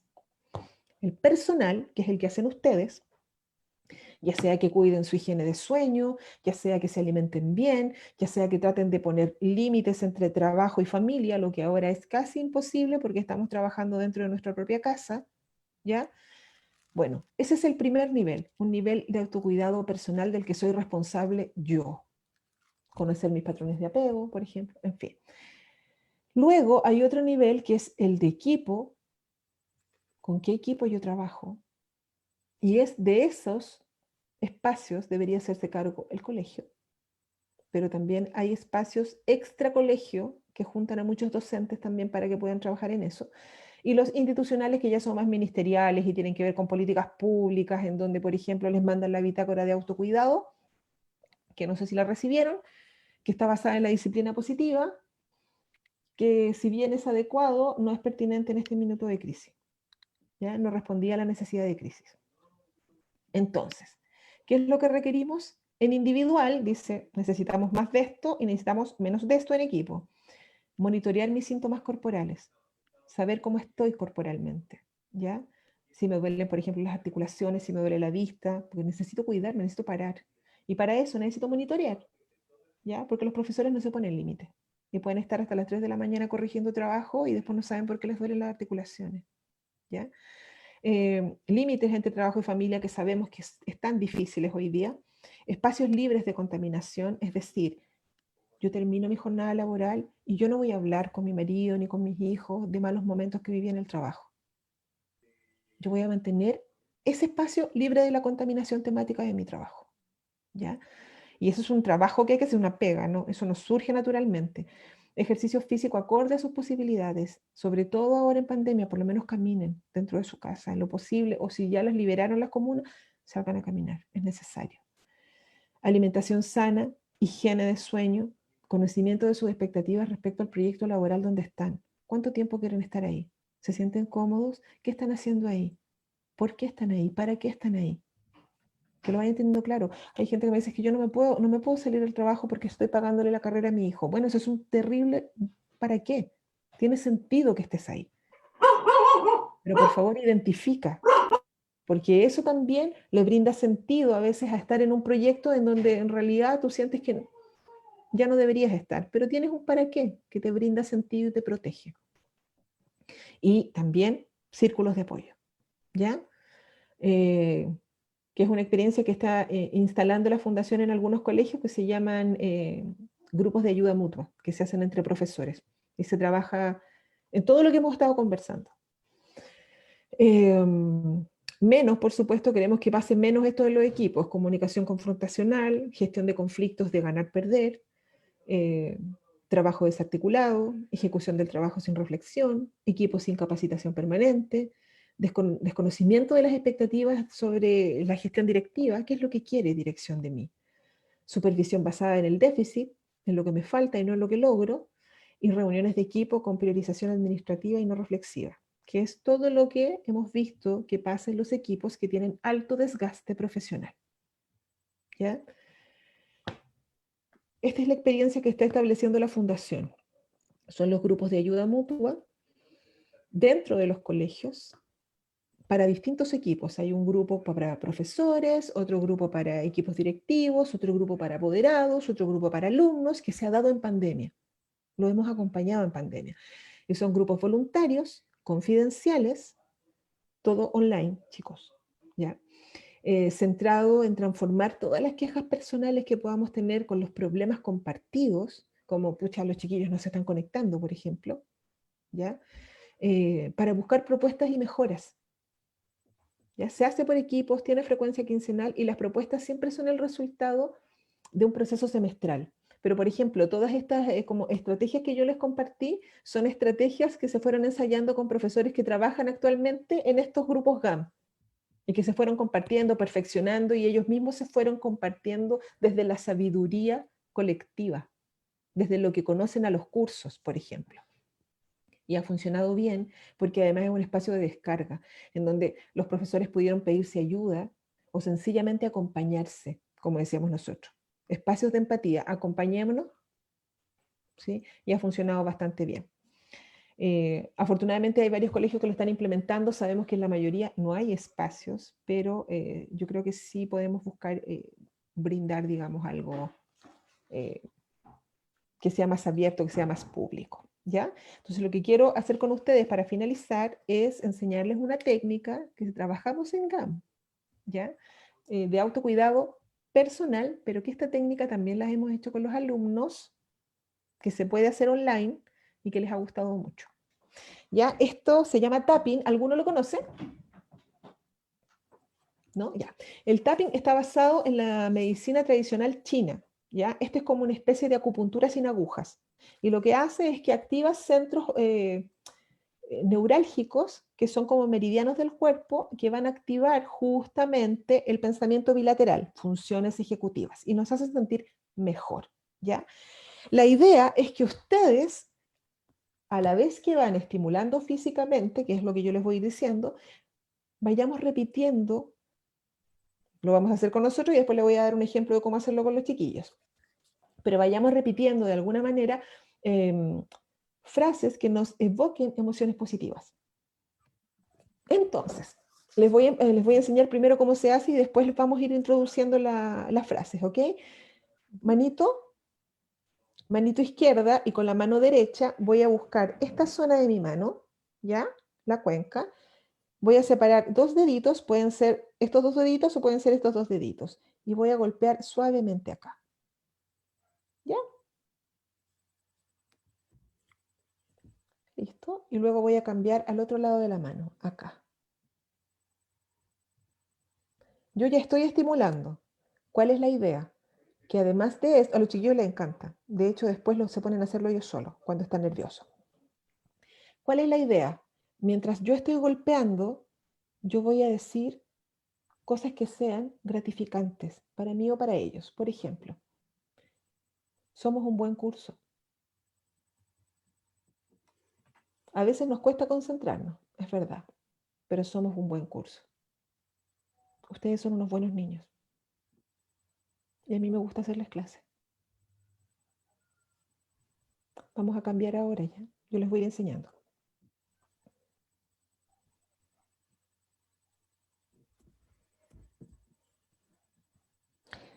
Este curso puede ser aún mejor porque hay niños que son geniales aquí. No todos podemos aprender al mismo tiempo, pero todos podemos aprender. A mí me gustaría poder enseñarle a todos de la manera que necesitan. No siempre lo logro, pero juro que lo intento. Yo me siento muy bien con ustedes. A mí me gusta ser profesora. Me gusta estar aquí con ustedes.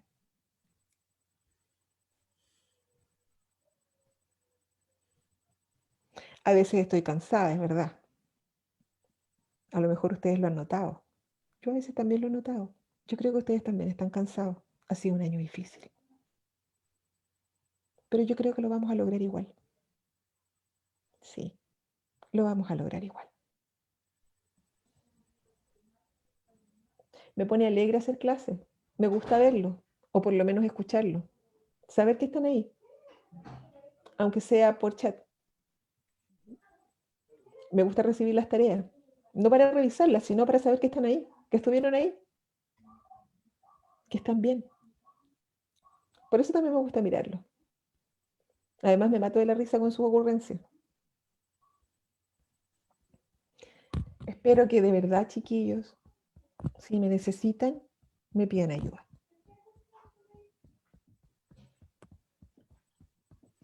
No siempre voy a saber qué hacer, pero les juro que voy a intentar ayudarlo. Voy a estar con ustedes. ¿Sí? Okay. Vamos a darnos ahora un abrazo virtual todos. ¿Ok? Esto es tapping. Lo pueden hacer con sus alumnos y les van diciendo esto. Ahora, también pueden decir frases para que ellos las repitan. Son unos buenos niños. Lo vamos a lograr. Estamos juntos en esto. Todos nos podemos ayudar. Nos vamos estimulando. ¿Ya? Cuando los chicos estén muy angustiados, háganlo. Esto lo pueden hacer al principio de la clase, lo pueden hacer al final de la clase y les voy a dejar un link probablemente. Pero les van a mandar la presentación y ahí voy a incluir algunas otras cosas también, ¿ya? Como el link del tapping que lo pueden buscar. Hay distintas maneras de hacerlo. Yo les enseñé la más básica. También lo pueden hacer incluso con apoderados en las reuniones de apoderados, grito y plata. ¿Ya? Porque de verdad hay menos confrontación después. Que después de que uno hace esto, hay menos confrontación. Pero sobre todo se agradece mucho porque de verdad es muy relajante. Uno no sabe cómo funciona, pero funciona. ¿Ya? Y funciona porque efectivamente vamos estimulando centros energéticos del cuerpo que se asocian, plexo solar, función ejecutiva. ¿Ya? Así que si tienen alguna duda, algún reclamo, alguna sugerencia, este es el momento, chiquillas. Les doy la palabra.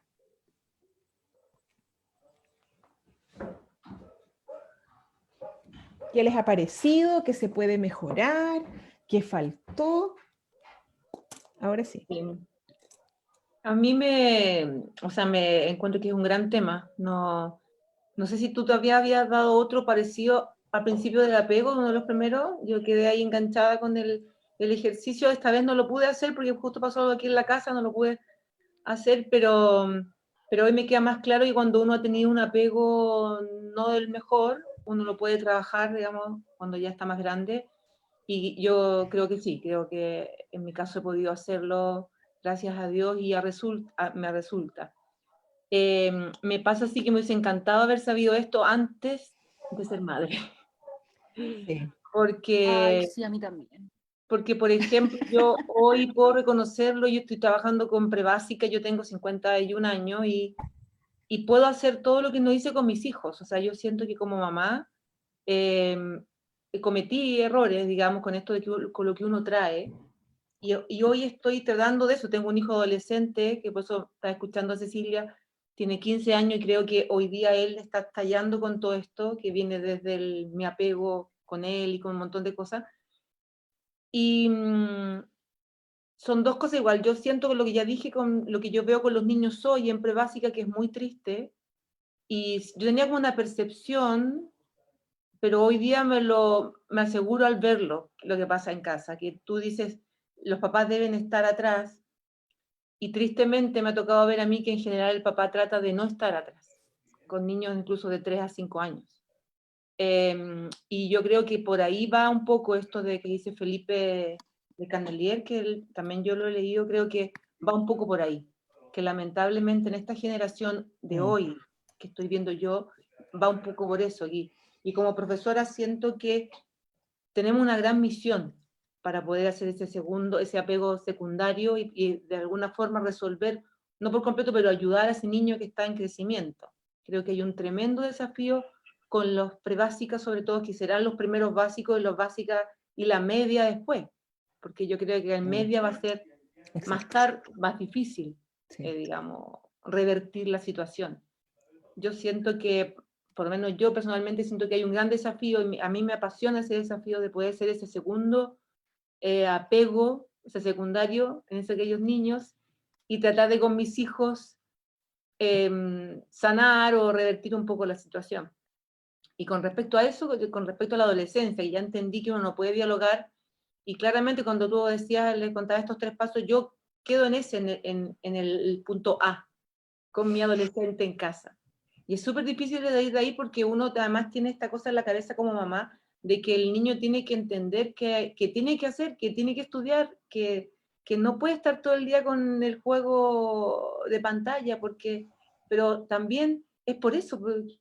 Yo digo, bueno, y por último, pero nos encontramos en esa discusión, y yo digo, ¿dónde va cómo llegar a ese equilibrio de que el niño tenga a sus 15 años, entender que hay responsabilidades que sí o sí tienen que hacer, porque no podemos estar todo el día en videojuegos, y hay que cumplir? O sea, él hoy día quisiera no estar en el colegio, pero es su obligación, o sea, es uno de los derechos. Entonces, el poder encontrar ese encanto que no sé en qué momento se desencantó con lo académico. Puede ser esto el tema del estrés, a lo mejor lo que hoy día acaba de decir no lo había dimensionado, pero yo cuando estudié, yo soy profesora de educación física y psicomotricista, y cuando estudié y cuando dije, yo a mí nunca me den la adolescencia, como yo siempre decía en los equipos, pídanme cualquier curso, pero entre séptimo y segundo medio no me los den, porque yo sentía que no tenía esa capacidad.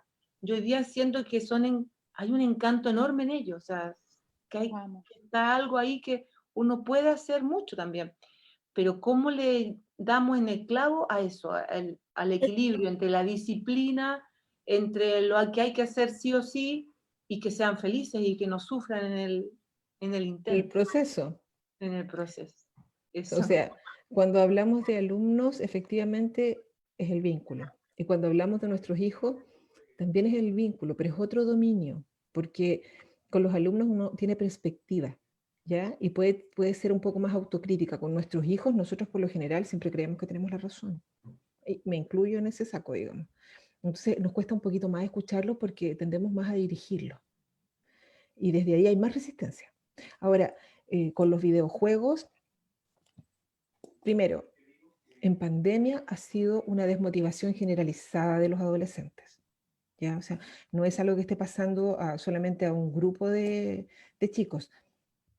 La asistencia y el rendimiento o la conexión a clases ha bajado dramáticamente, y sobre todo el escape que tienen tiene que ver con los videojuegos, que además establece a nivel cerebral una recompensa que lo genera solamente una estimulación tan potente como otro videojuego. No hay nada más estimulante, por lo tanto es súper difícil sacarlos de ahí. ¿Ya? Porque lo otro que los estimula sí son sus pares, el contacto real, pero no han tenido posibilidad de encontrarse, por lo tanto van a tender a seguir en videojuegos, porque es lo que activa el núcleo accumbens, lo que les da recompensa o gratificación. Entonces, claro, cuando pueden empatar lo virtual con lo real, nos vamos a empezar a encontrar con adolescentes que vuelven también a motivarse con lo académico, con la vida escolar, pero ahora es súper difícil que solamente tomen la carga de la clase sin la gratificación real. Si finalmente lo que a ellos más los motivaba del colegio eran los recreos, los momentos en que podían compartir con sus alumnos, el tonteo en sala, las carcajadas con los profes, las relaciones. Y eso Sí, bueno, permitía que siguiera la clase. bueno, yo en realidad no se lo digo mucho a mi hijo, pero lo entiendo súper bien. No, sí se lo digo, pero entiendo también porque a mí también yo me nutro de los otros. Me gustaba ir mucho a trabajar porque me encontraba con mis colegas y el café y el chiste y todo. O sea, yo me nutro y soy súper afectiva, entonces me nutro de los otros y ya no están y el bajón fue horrible. Yo entiendo a los chiquillos, yo entiendo. Y como dice Jamín, igual mi hijo no quiso ir al colegio todo el primer semestre, no se metió en la pantalla hasta que fue donde su primo y los dos iniciaron el segundo semestre juntos, cada uno con un compu. Solo el contacto de estar con otros pares los motivó Sí. juntos. Fue como la salvación con mi hermana que logramos y fue por el contacto. Y encontraron sentido ahí, le encontraron sentido a estar este otro año y ahí, y tarea, y es lógico, si uno lo entiende, la verdad yo lo entiendo súper bien. Lo que pasa es que uno tiene que igual meter el debe ahí. Sí, Entonces, es porque que no uno se nos puede también, olvidar. claro, entonces, pero uno lo entiende y yo empatizo. Y también le decía como, oye, pero valora el trabajo que han hecho los profes, porque él me escucha hacer clase, entonces me dice, ay, que soy buena onda haciendo clase. Sí, le dije, también métete tú, porque valoran lo que los profes hacen por ti, ¿cachai? Que trabajan, y sí, en realidad igual debe ser difícil para usted. Igual pura como poniéndote en el lugar y con afecto, y hay un rato, pero no prendas la cámara, como transando todo, he logrado que esté haciendo las actividades, no se mete, y me pasa con mis alumnos también, que chiquillos piensen en mí, piensen en sus vidas, piensen en cuarto medio. Los de cuarto medio ha sido terrible, o sea, decepcionante, triste, no van a tener ni licenciatura. Entonces yo he sido terriblemente empática, de verdad empática, no simpática, empática, porque de verdad lo escucho y de repente le digo, ¿qué quieren que les diga? Desahóyense, como que eso, no queda otra. Sí. Mira, lo que más ha salido en los grupos de ayuda mutua de alumnos es que ellos quieren espacios de participación en el colegio, espacios de participación real. Quieren participar en las clases, pero no de manera pasiva. Quieren ser parte de la clase. Eh, quieren clases más dialogantes, más divertidas, más lúdicas, más chispeantes, más cercanas. O sea, en definitiva, hacen como carne del lema que tanto nosotros levantamos, que tiene que ver con que la emoción es el guardián del aprendizaje. Sin emoción es difícil que tú puedas abrir un aprendizaje significativo. Y eso es lo que han pedido más. Y en la medida que lo logremos, que nos centremos primero en los vínculos, el aprendizaje va a ser significativo. No está probado. Entonces hay que tratar de remar para allá. ¿Ok? No sé si alguien quiere decir algo más, si tiene alguna pregunta o nos despedimos, chiquillos. Sí, porque estamos en la hora. ¿Algún comentario? Bueno, como Encantada de se estaban, conocerlas. sí, en el chat están ahí en la página, se les va a enviar, ustedes también pueden escribir, ahí están los datos.